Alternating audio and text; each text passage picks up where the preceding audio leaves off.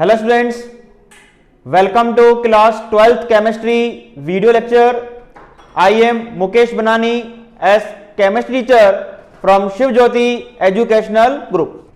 I hope you all are doing well at your home. Today we will study unit number 4, that is chemical kinetics. For any chemical reaction, chemists try to find out, number one is that the feasibility of chemical reaction. feasibility मतलब possibility कि reaction होगी कि नहीं होगी.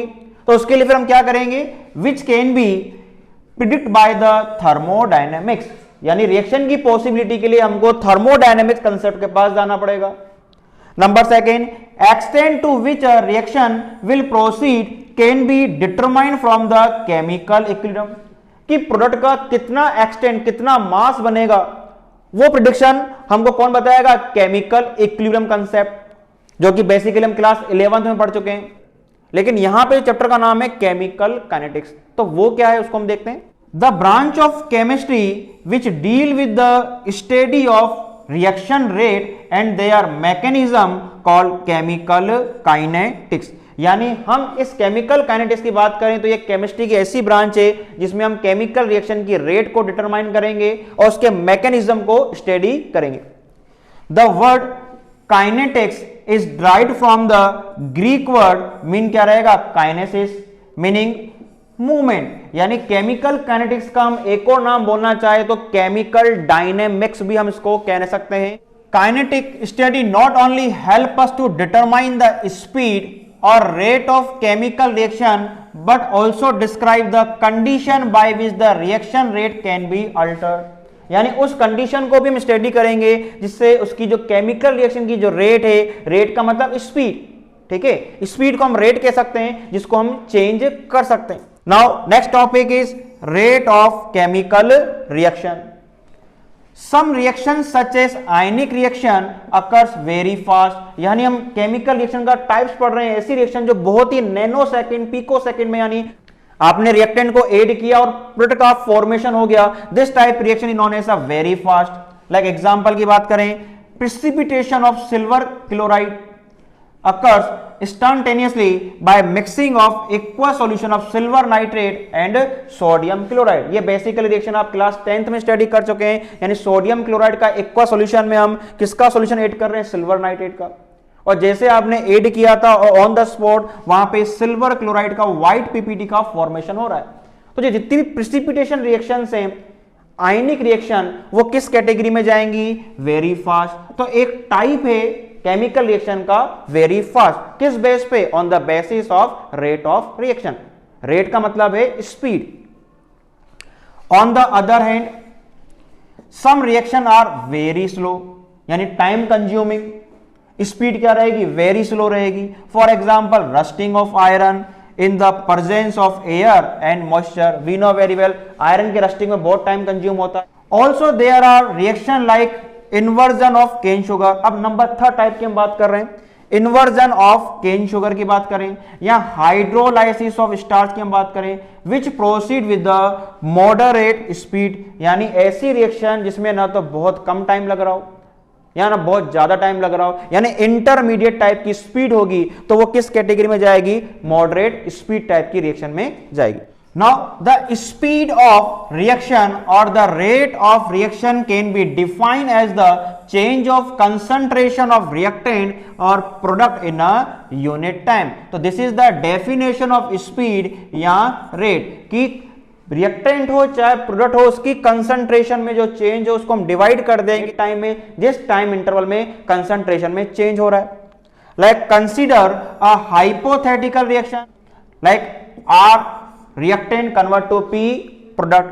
If R1 and P1 are the concentration of R and P, यानी हम यहाँ पे R और P को कंसंट्रेशन को हम स्क्वायर ब्रैकेट से रिप्रेजेंट कर रहे हैं. और वी नो वेरी वेल जो स्क्वायर ब्रैकेट है वो किसको रिप्रेजेंट करता है, कंसंट्रेशन मोलरिटी को.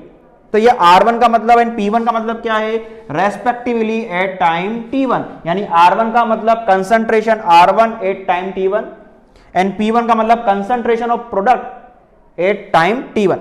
Similarly, R2 and P2 concentration are at time T2, then delta T equal to क्या रहेगा, T2 minus T1, then delta R concentration equal to R2 concentration minus R1 concentration, यानी final concentration of reactant minus initial concentration of reactant को हम इस तरह से represent कर सकते हैं। और वी नो वेरी वेल, जैसे जैसे रिएक्शन प्रोसीड करेगी कंसंट्रेशन जो होगी रिएक्टेंट की वो क्या होती जाएगी, डिक्रीज हो जाएगी। यानी R2 concentration minus R1 concentration करेंगे तो इसकी वैल्यू क्या मिलने वाली है, नेगेटिव मिलने वाली है, बिकॉज रिएक्शन में जो कंसंट्रेशन होती है रिएक्टेंट की क्या होती है, डिक्रीज होती है, यानी ये वैल्यू क्या मिलेगी, नेगेटिव मिलेगी। Then delta P concentration equal to P2 concentration minus P1 concentration. अब जैसे जैसे रिएक्शन प्रोसीड करेगी प्रोडक्ट की कंसंट्रेशन क्या होगी, इंक्रीज होगी। तो जो P2 कंसंट्रेशन है माइनस P1 कंसंट्रेशन है, ये क्या मिलेगा, यहां पे पॉजिटिव मिलेगा। Now rate of disappearance of capital R, ये वर्ड इंपॉर्टेंट है, डिसअपीयरेंस, क्योंकि रिएक्शन में क्या होगा, रिएक्टेंट धीरे धीरे डिसअपीयर होगा, यानी उसकी कंसंट्रेशन कम हो रही है। तो हम यहां पे एक वर्ड लिखेंगे डिसअपीयरेंस ऑफ आर, यानी डिक्रीज वर्ड आ जाएगा, decrease in the concentration of R divided the time taken. और डिसअपीयरेंस हो रहा है तो यहां पे साइन क्या आ रहा है, नेगेटिव का आ रहा है, वेरी इंपॉर्टेंट है। Delta R concentration divided the delta T. Now rate of appearance of P, यहां पे अपीयरेंस वर्ड इंपॉर्टेंट है, क्योंकि रिएक्शन जब प्रोसीड होगी तो प्रोडक्ट की कंसंट्रेशन क्या होगी, यहां पे इंक्रीज होगी, यानी प्रोडक्ट धीरे धीरे क्या होगा, ज्यादा अमाउंट में अपीयर होगा।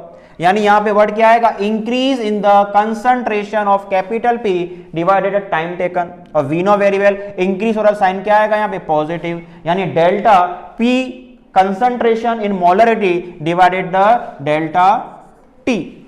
Since delta R concentration is the negative quantity as concentration of reactant is decreasing, ये अभी हमने डिस्कस किया, it is the multiply by the -1। तो it means हम यहाँ पे -1 में हमने क्यों मल्टीपल किया, यहाँ पे make the rate of reaction a positive quantity, यानी it means आपको यहाँ पे ग्राफ विजिबल है यहाँ पे, और इस ग्राफ में हमने जो ग्राफ प्लॉट किया है हमने concentration of reactant and time के बीच में हमने यहां पे ग्राफ प्लॉट किया है। तो इट मींस हम यहां पे t इक्वल टू 0, ये वैल्यू आपको दिख रही है, t इक्वल टू 0 पे जो कंसंट्रेशन है उसको हम किससे नोट कर रहे हैं, R0 से रिप्रेजेंट कर रहे हैं। और जैसे जैसे रिएक्शन प्रोसीड होगी वैसे वैसे उसकी कंसंट्रेशन आपको एक ग्राफ के फॉर्म में डिटरमाइन कर सकते हैं कि कंसंट्रेशन क्या हो रही है, डिक्रीज हो रही है। तो सपोज करो T1 पे जो उसकी कंसंट्रेशन है वो क्या है, यहां पे R1, एंड T2 पे हम बात करें कंसंट्रेशन क्या होगी, R2 होगी। तो हम यहां पे क्या निकालना चाह रहे हैं, रेट निकालना चाह रहे हैं, यानी एवरेज रेट इक्वल टू क्या रहेगा, यहां पे नेगेटिव साइन आ रहा है। नेगेटिव साइन क्यों आ रहा है, बिकॉज चाहे हम रेट रिएक्टेंट से कैलकुलेट करें चाहे प्रोडक्ट से हम कैलकुलेट करें, rate of reaction is always positive. ये लाइन बहुत इंपॉर्टेंट है, यानी रेट जो रहेगी यानी स्पीड ऑलवेज पॉजिटिव रहेगी। ओके तो इसलिए हम यहां पे वी नो वेरी, जो डेल्टा आर कंसंट्रेशन था हमने देखा था साइन कैसा आ रहा था, नेगेटिव आ रहा था। मुझे रेट को पॉजिटिव बनाना है तो नेगेटिव को हमने पहले ही नेगेटिव से मल्टीपल कर दिया, because rate of reaction is always positive. यानी अगर आप रेट ऑफ द रिएक्शन किससे कैलकुलेट करना चाह रहे हो, कंसंट्रेशन ऑफ रिएक्टेंट से, तो इट मींस उसके फॉर्मूले में पहले से आपको माइनस मल्टीपल करना पड़ेगा, delta R upon delta T. और डेल्टा आर का मतलब क्या रहेगा, final concentration minus initial concentration divided T2 minus T1, और हमने यहां पे माइनस से मल्टीपल किया हुआ है। अब इसको मैं किसमें कन्वर्ट करना चाह रहा हूं, रेट ऑफ द रिएक्शन, जिसको हमने यहां पे लिखा हुआ है INST, यानी इंस्टेंटेनियस रेट, यानी पर्टिकुलर यहां पे जो हमारा इंटरवल था T1 और T2 के बीच में सपोज करो ज्यादा था, इस इंटरवल को मैं कम करना चाह रहा हूं, इतना कम करना चाह रहा हूं, किसी पर्टिकुलर टाइम पे मैं निकालना चाह रहा हूं, तो मैं वहां पे क्या कर लूंगा, वहां पे टेंजेंट को ड्रॉ कर दूंगा। तो उस टाइम पर्टिकुलर टाइम पे जब हम रेट को कैलकुलेट करेंगे, यानी जो टाइम इंटरवल है हमने उसको क्या कर दिया, इनफाइनाइट स्मॉल कर दिया। तो इट मींस जहां हमने डेल्टा लिखा था, delta we know very well, ये जो साइन है वो किसको रिप्रेजेंट करता है, डेल्टा, एंड ये जो साइन है डी ये किसको रिप्रेजेंट करेगा, डेल। तो डेल का मतलब क्या है, यानी जो टाइम इंटरवल है वो हमने क्या कर दिया, वेरी स्मॉल कर दिया है। तो इट मींस जो इंस्टेंटेनियस रेट है वो उसका फॉर्मूला क्या हो जाएगा, माइनस साइन तो आना ही आना है। अब डेल्टा की जगह मैं क्या बोलूंगा, del R concentration upon del T. तो इट मींस यहां पे नेगेटिव साइन मिला है और जो D R upon D T है यहाँ पे, ये जो डी आर और डी टी इसको हम क्या कहेंगे, यहाँ पे स्लोप कहेंगे। सिमिलरली इसी ग्राफ को मैं किससे रिप्रेजेंट करना चाह रहा हूं, कंसंट्रेशन ऑफ प्रोडक्ट से। तो यानी यहां पे वाई एक्सिस पे तो मैंने क्या रिप्रेजेंट कर दिया, कंसंट्रेशन ऑफ प्रोडक्ट, और एक्स एक्सिस पे मैंने क्या लिया, टाइम लिया है। तो इट मींस जो ग्राफ है आपको क्लियर दिख रहा है कि टी इक्वल टू जीरो पे तो प्रोडक्ट क्या रहेगा, कंसंट्रेशन जीरो रहेगी। लेकिन जैसे जैसे टाइम इंक्रीज हो रहा है, हम लेफ्ट टू राइट मूव करेंगे, ग्राफ जो हो रहा है आपका ये शो कर रहा है कि प्रोडक्ट की कंसंट्रेशन क्या हो रही है, यहाँ पे इंक्रीज हो रही है। तो इट मींस सपोज करो T1 टाइम पे जो कंसंट्रेशन है P1 है, T2 टाइम पे कंसंट्रेशन प्रोडक्ट की P2 है। तो इट मींस हम यहाँ पे एवरेज रेट की बात करना चाह रहे हैं, और अब यहाँ पे साइन क्या रहेगा, प्लस का साइन आएगा, क्योंकि वी नो वेरी वेल जो प्रोडक्ट की कंसंट्रेशन है यहाँ पे क्या रहेगी, इंक्रीज रहेगी। Delta P concentration upon del T, delta T यानी final concentration of product minus initial concentration of product, और अपॉन हम क्या कर देंगे, T2 माइनस T1, ये रिप्रेजेंट करेगा average rate of the reaction. अब मैं पर्टिकुलर किसी टाइम पे निकालना चाह रहा हूं, यानी जो ये टाइम का इंटरवल है इसको मैं क्या करना चाह रहा हूं, स्मॉल करना चाह रहा हूं। तो जो डेल्टा है वो किस में कन्वर्ट हो जाएगा, डेल में, यानी आर इंस्टेंटेनियस, यानी instantaneous rate equal to del P concentration upon del T, जो सिंपली क्या रहेगा, यहां पे स्लोप को रिप्रेजेंट कर रहा है। Average rate depend upon the change in concentration of reactant और product and the time taken for that the change to occur. Now next topic is unit of rate of reaction. From the equation 4.1 and 4.2, it is clear that the unit of rate are concentration time inverse. यानी ऊपर क्या आ रहा था, change हो रहा था concentration में, और डिवाइड किया था हमने टाइम इंटरवल या टाइम टेकन में। तो ऊपर जो था वो कंसंट्रेशन था, नीचे क्या आ रहा, टाइम। तो टाइम ऊपर जाएगा, टाइम इनवर्स। अब जो कंसंट्रेशन है वो हम किस में कैलकुलेट करना चाह रहे हैं, मोल लीटर इनवर्स, क्योंकि जो कंसंट्रेशन है वो मोलरिटी है।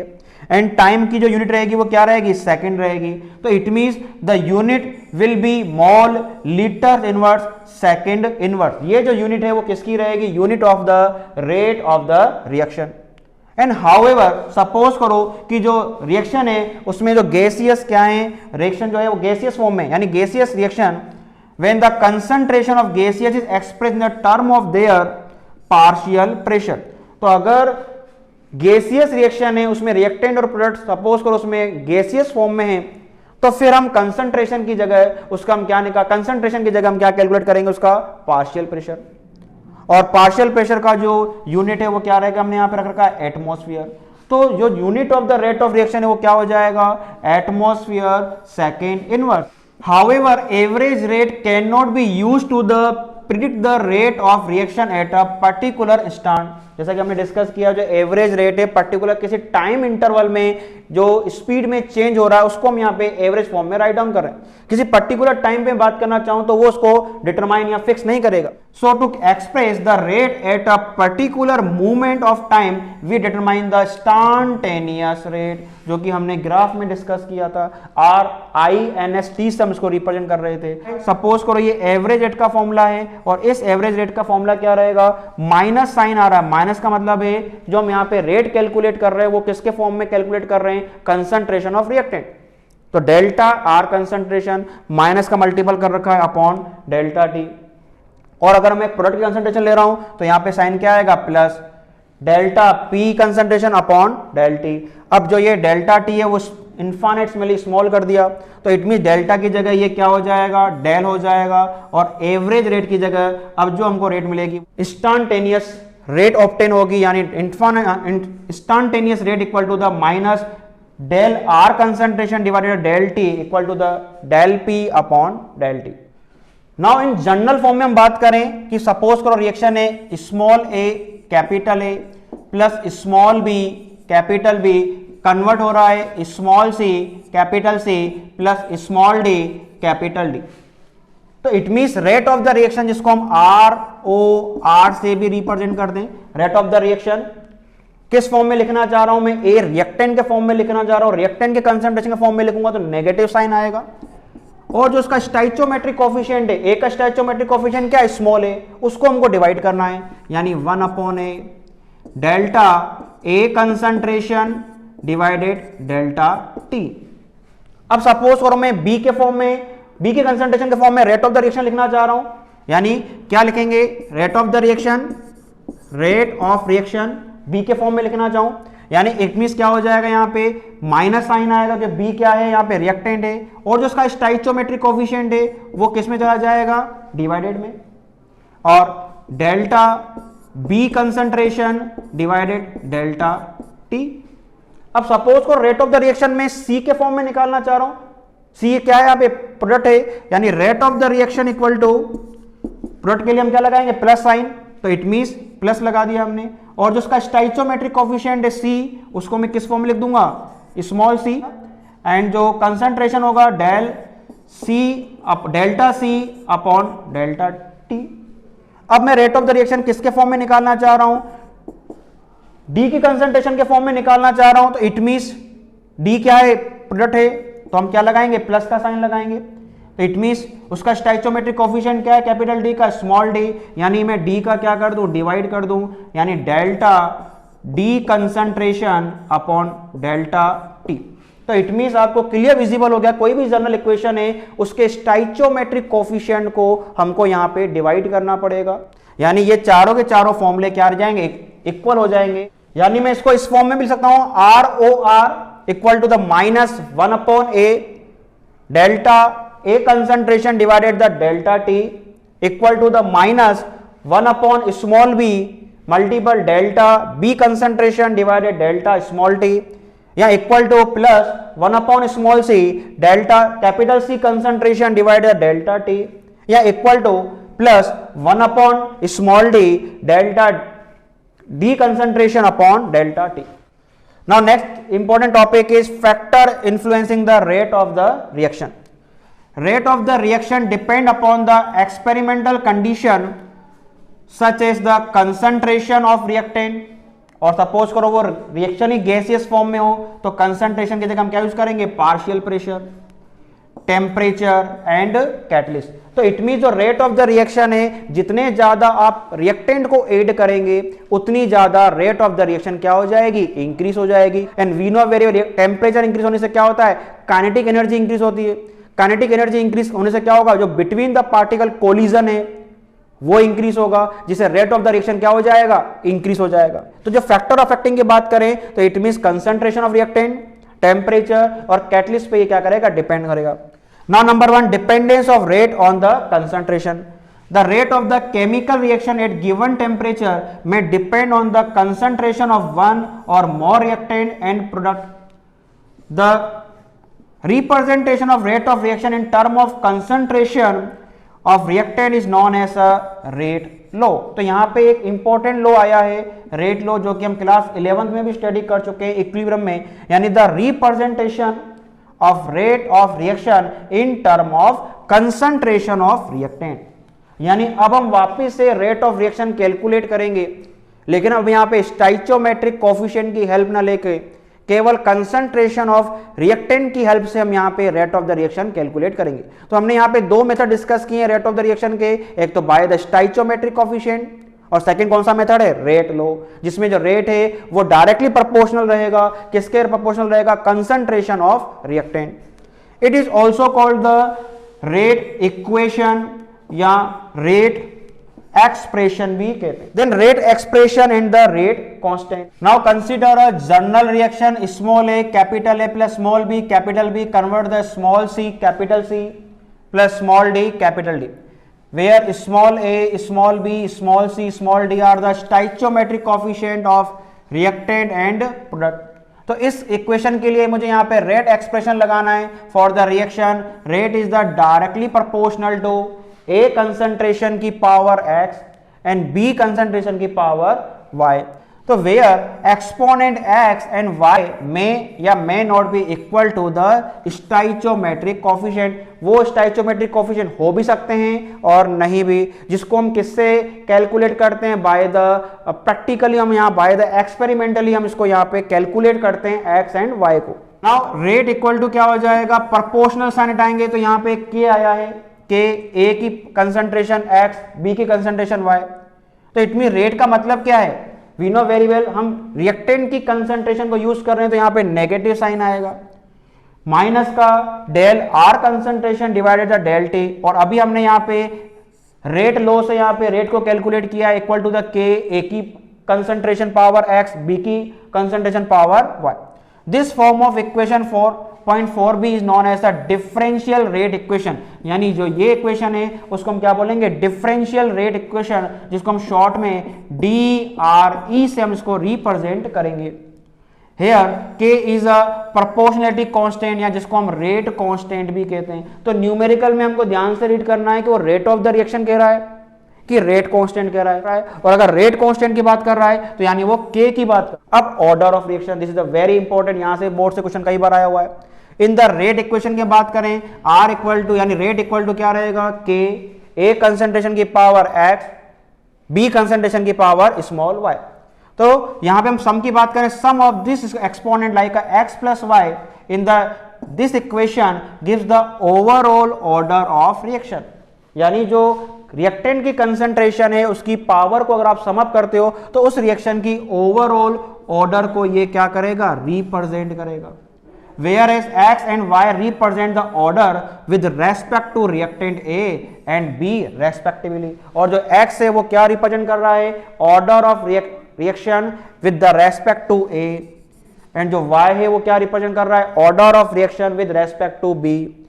तो it means the sum of the power of concentration of reactant in the rate law expression is called the order of that chemical reaction. तो यानी किसी पर्टिकुलर केमिकल रिएक्शन मुझे ऑर्डर को कैलकुलेट करना है तो हम क्या करेंगे, उस रिएक्शन का पहले रेट लॉ के अकॉर्डिंग एक्सप्रेशन राइट डाउन करेंगे, और जो कंसंट्रेशन है रिएक्टेंट उसकी पावर को आपको सम अप कर देना है तो उस रिएक्शन का हमको ऑर्डर मिल जाएगा। Like order of reaction can be 0, 1, 2, 3, even a fraction, यानी ऑर्डर 0 भी हो सकता है और फ्रैक्शन भी हो सकता है। अ 0 order reaction means that the rate of reaction is independent of the concentration of reactant, यानी ऑर्डर 0 का मतलब ऐसा नहीं है कि रिएक्टेंट ही प्रेजेंट नहीं है, रिएक्टेंट तो प्रेजेंट है, लेकिन हम क्या बात कर रहे हैं कि उसका जो रेट ऑफ द रिएक्शन है वो रिएक्टेंट की कंसंट्रेशन पे डिपेंड नहीं करेगा। The reaction taking place in one step are called the elementary reaction, यानी ऐसी रिएक्शन जो वन स्टेप में हो जाए, सिंगल स्टेप में कंप्लीट हो जाए, this reaction is known as a elementary reaction. When a sequence of elementary reaction called the mechanism give us the product, the reaction is called the complex reaction, यानी किसी reaction को represent के लिए हमको एक से ज्यादा स्टेप राइट डाउन करनी पड़े जो कि हम मैकेनिज्म में करते हैं, तो ऐसी रिएक्शंस क्या कहलाएंगी, कॉम्प्लेक्स रिएक्शन कहलाएंगी। Now for a general reaction, small a capital A plus small b capital B convert the small c capital C plus small d capital D. तो it mean according to the rate law expression, rate equal to the K multiple A concentration की power X, B concentration की power Y. तो यहां पे हम एक बात clear करना चाहें कि हम पहले जो रेट ऑफ रिएक्शन निकाल रहे थे हम स्टाइचोमेट्रिक कोफिशिएंट से निकाल रहे थे, और यहां जो हम रेट निकाल रहे हैं वो हम किसके थ्रू निकाल रहे हैं, रेट लो।